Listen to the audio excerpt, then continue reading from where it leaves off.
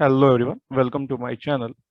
So in this video, we are talking about the objective question based on sequential logic circuit, which is the third unit of your digital electronics. So let's start one by one.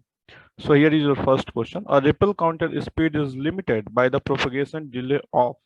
ये कह रहा है कि जो ripple counter है उसकी speed वो उसकी स्पीड लिमिट हो जाती है। लिमिट कैसे होती है, तो उसके लिए जो प्रोपगेशन डिले होता है उस पे कमेंट ये मांग रहा है कि सारे फ्लिप फ्लॉप के प्रोपगेशन डिले की वजह से कि फ्लिप फ्लॉप और गेट दोनों के प्रोपगेशन डिले की वजह से कि फ्लिप फ्लॉप के और विथ गेट की वजह से या केवल सर्किट गेट की वजह से। तो देखिए, जो फ्लिप फ्लॉप होता है, जो every flip flop use for making the ripple counter, उसके वजह से काउंटर की जो स्पीड हो जाती है वो लिमिटेड हो जाती है। सेकेंड क्वेश्चन देखेंगे। To operate correctly starting a ring counter requires, है ना। अगर आपको आपको रिंग काउंटर को चाहते हो कि करेक्टली ऑपरेट करे तो क्या आपकी रिक्वायरमेंट होगी। तो पहला ऑप्शन है clearing all the flip flop, सारे फ्लिप फ्लॉप को आप क्लियर कर लीजिए। बी ऑप्शन है pre setting one flip flop and clearing all the others. ये कह रहा है कि एक फ्लिप फ्लॉप को आप प्री सेट करिए और बाकी को क्लियर करिए, यानी उसको रीसेट करिए, एक को प्री सेट बाकी को रीसेट। सी ऑप्शन कह रहा है clearing one flip flop and presenting all the presetting all the others. C option ठीक उसका उल्टा, वो कह रहा है कि एक फ्लिप फ्लॉप को क्लियर करिए, बाकी सबको प्रीसेट कर दीजिए। और डी ऑप्शन कहता है preset all the flip flop. तो देखिए, अगर आप चाहते हो कि आपका रिंग काउंटर ऑपरेट करे परफेक्टली, तो आपको क्या करना पड़ेगा, एक फ्लिप फ्लॉप को आपको प्रीसेट करना पड़ेगा, पहले से आपको सेट कर देनी होगी उसकी वैल्यू, और बाकी को सारे को क्लियर कर देना पड़ेगा। उसके बाद हर क्लॉक पल्स के बाद वो अपना प्रोपगेट होता रहेगा, आपका जो आउटपुट है वो एक दूसरे से। थर्ड क्वेश्चन देखिए, what type of register would shift a complete binary number in one bit at a time and shift all the stored bit out one bit at a time। ये देखिए, ये question जो है वो base कर रहा है कि किस टाइप के इनपुट आउटपुट पैटर्न की आप बात करते हो, उस पर ये क्वेश्चन है। ये शिफ्ट रजिस्टर की बात कर रहा है, कह रहा है कि इसमें से कौन सा ऐसा शिफ्ट रजिस्टर होगा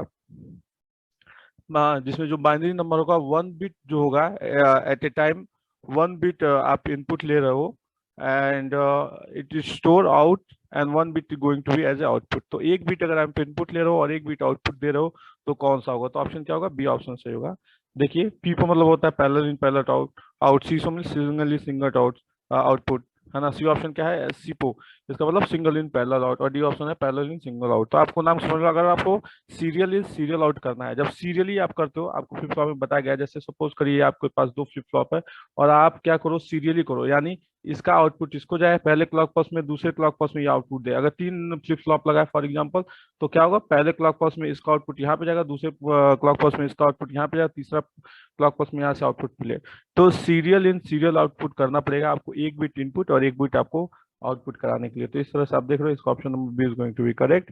तो नेक्स्ट क्वेश्चन आप देखते हैं। फोर्थ नंबर क्वेश्चन कहता है synchronous counter eliminate the delay problem in counter with the asynchronous counter because the. ये कह रहा है कि जो सिंक्रोनस काउंटर होता है वो एसिंक्रोनस का डिले प्रॉब्लम को कैसे वो इनकाउंट कर देता है ना। आपको पता है इसका कि सिंक्रोनस जो काउंटर उसमें वो डिले वाली प्रॉब्लम नहीं होती, एसिंक्रोनस में होती है। तो उसका मेन रीजन क्या है, तो देखिए इसका मैं डायरेक्टली आपको आंसर बताता हूँ। इसका option number D is going to be correct. क्या कह रहा है, input clock pulse are applied simultaneously at each pulse, है ना। इसका मेन रीजन ये है कि जो इनपुट क्लॉक पल्स होता है वो सारे स्टेज पे साइमल्टेनियसली अप्लाई होता है। इसके वजह से क्या होता है कि जो डिले होता है वो एलिमिनेट हो जाता है in the case of synchronous counter on compare to asynchronous counter.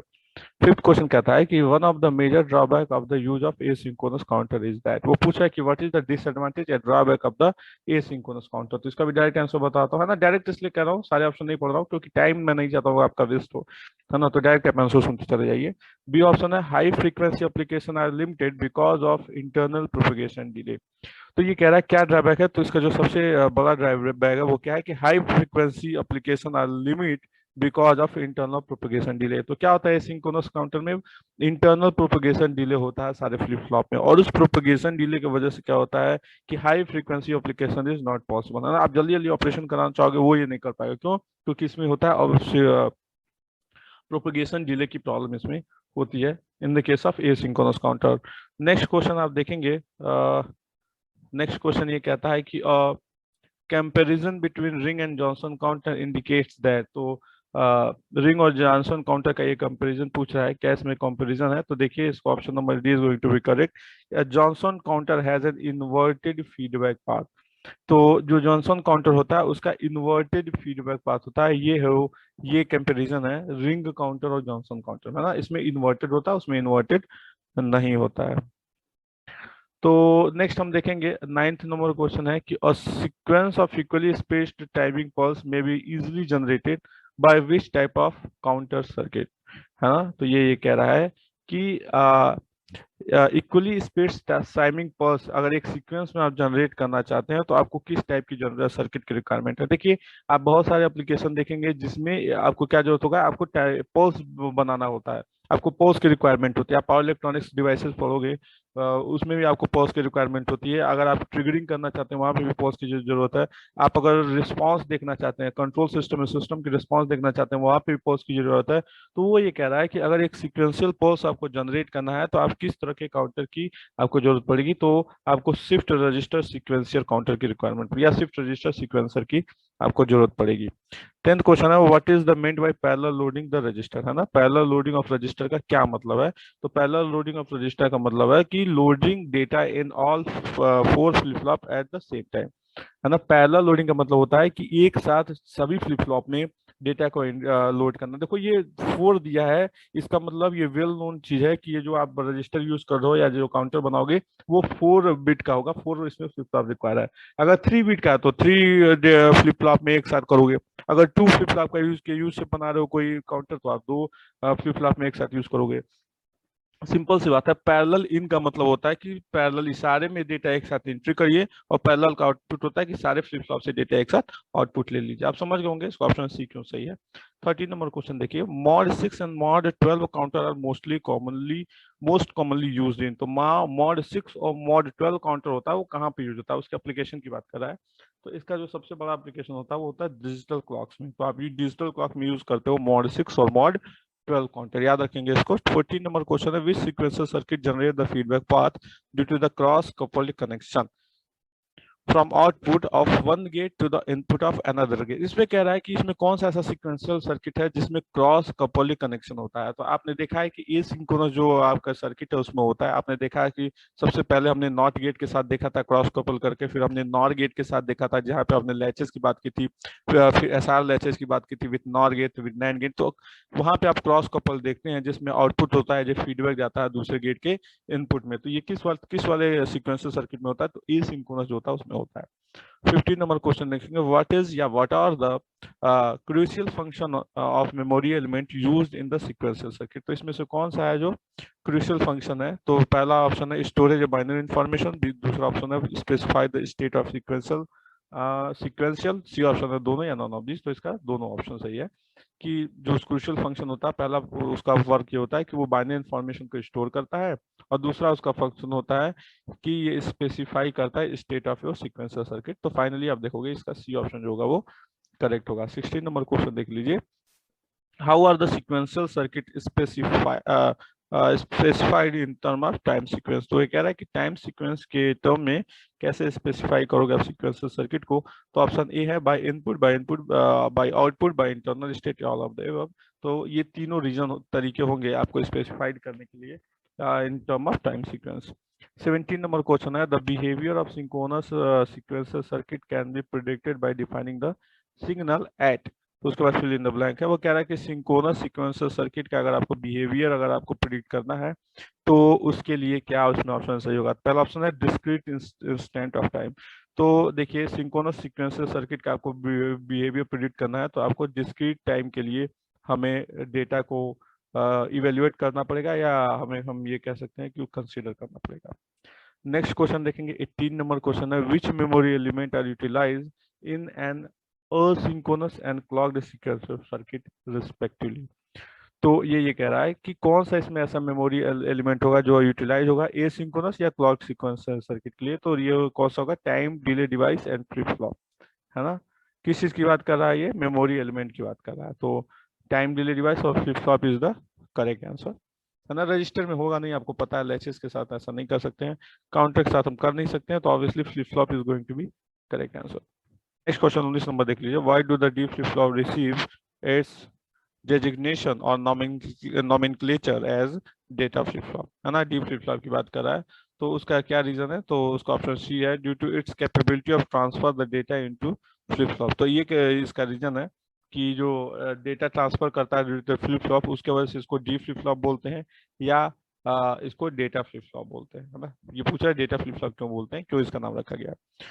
20 number question है, the characteristic equation of D flip flop implies that. तो कैरेक्टरिस्टिक इक्वेशन जो होता है डी फ्लिप फ्लॉप का, वो कहाँ इम्प्लाई होता है, तो इम्प्लाई होता है the next state in independent of present state, है ना। जो नेक्स्ट स्टेट होता है वो इंडिपेंडेंट होता है प्रेजेंट स्टेट के, ये उसका कैरेक्टरिस्टिक इक्वेशन में वो उसको डिफाइन करते हैं ना। आप देखिए ना कि जो भी नेक्स्ट स्टेट होगा उसको प्रेजेंट स्टेट से मतलब नहीं होता है in the case of D flip flop.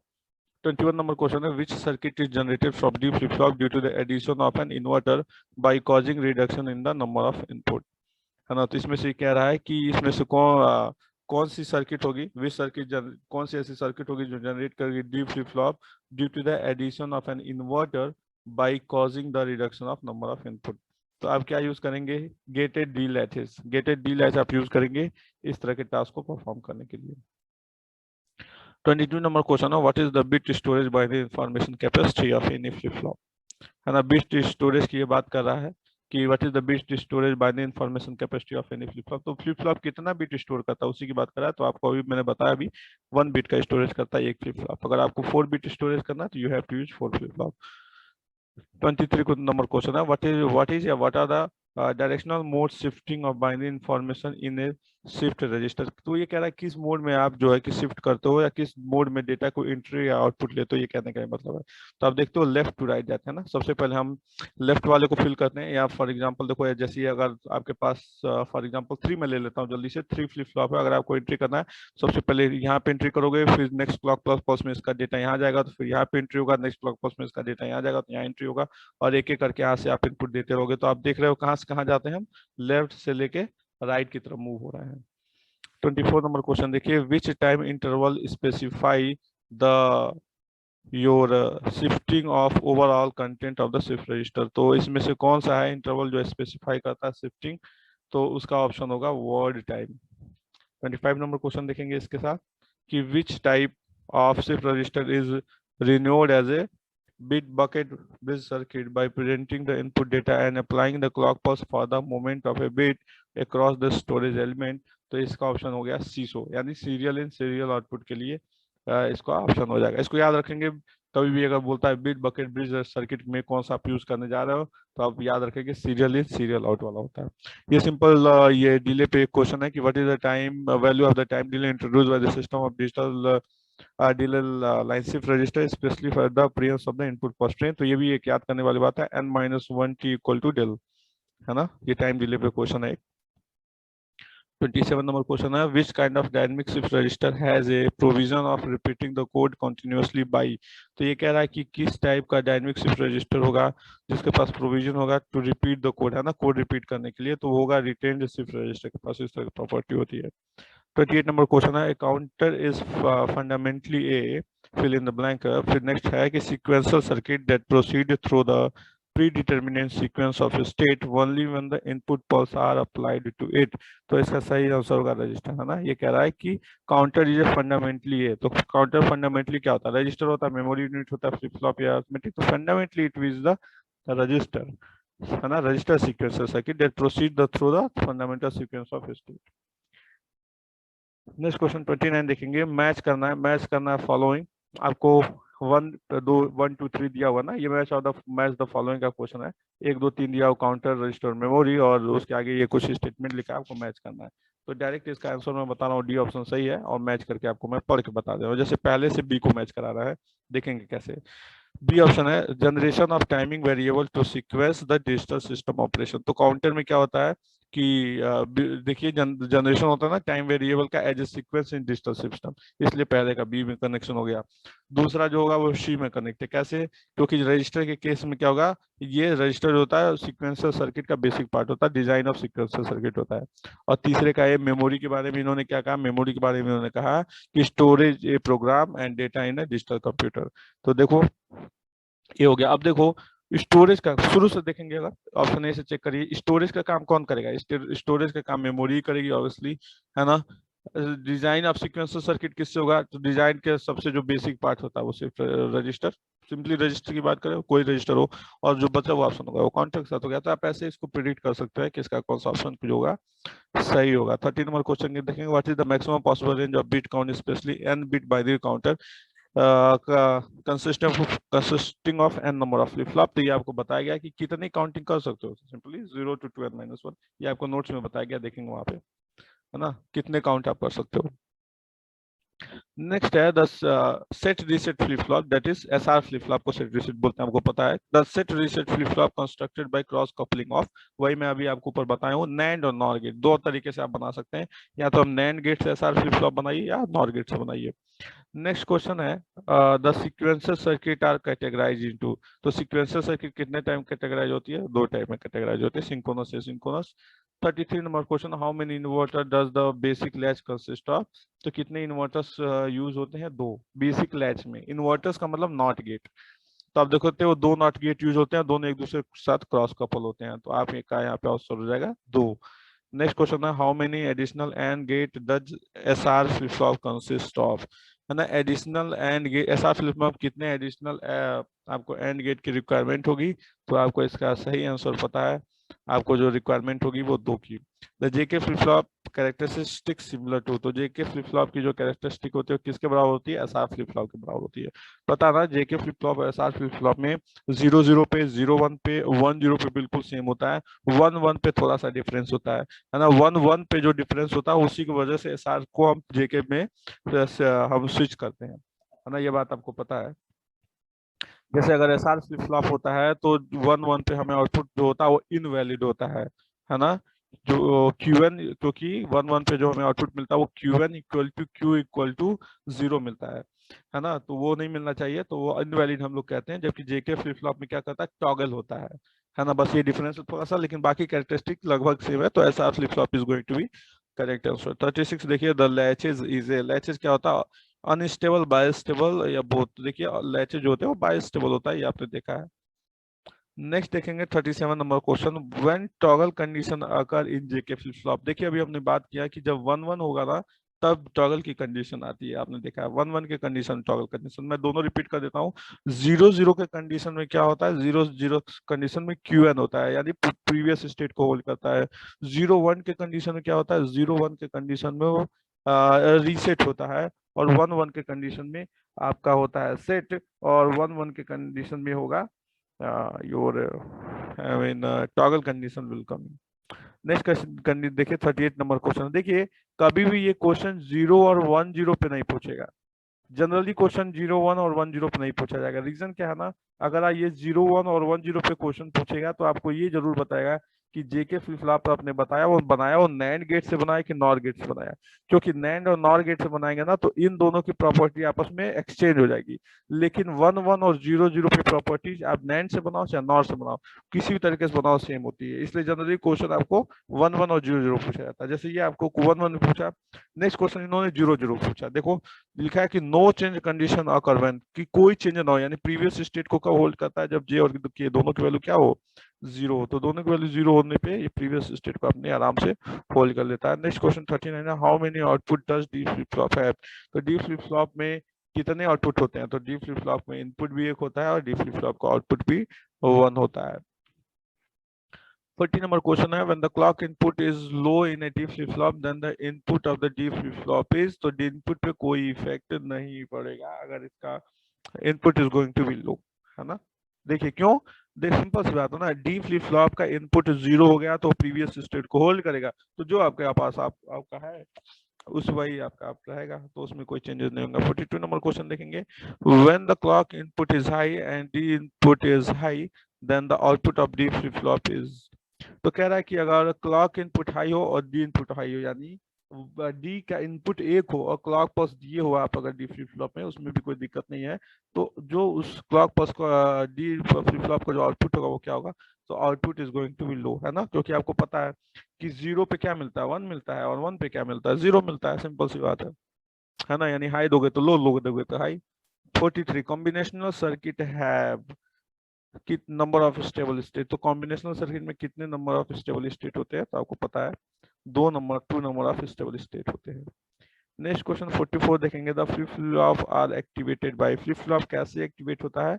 Only positive, only negative, both positive. आप देखते हो कि पॉजिटिव और नेगेटिव दोनों ट्रिगरिंग के तरीके से, दोनों ट्रिगरिंग है ना। जैसे इस वाले क्वेश्चन में केवल एज ट्रिगरिंग की बात किया है ना। आप एज ट्रिगरिंग की बात करो या पल्स ट्रिगरिंग की बात करो, है ना, दोनों तरीके से ना, एज ट्रिगरिंग या पल्स ट्रिगरिंग, दोनों तरीके से आप बात करो, कोई भी ट्रिगरिंग हो, कोई भी फ्लिप फ्लॉप हो, वो पॉजिटिव पे भी काम करेगा और निगेटिव पे भी काम करेगा, है ना। एज का मतलब होता है, मैं बता दूं अगर आपको नहीं पता, एज का मतलब होता है इस, ये चीज, है ना, ये तो या तो पॉजिटिव काम करेगा, यानी इस वाले पे काम करेगा, या निगेटिव काम करेगा, तो ये तो दोनों पे काम करता है, आपने नोट्स में देखा है।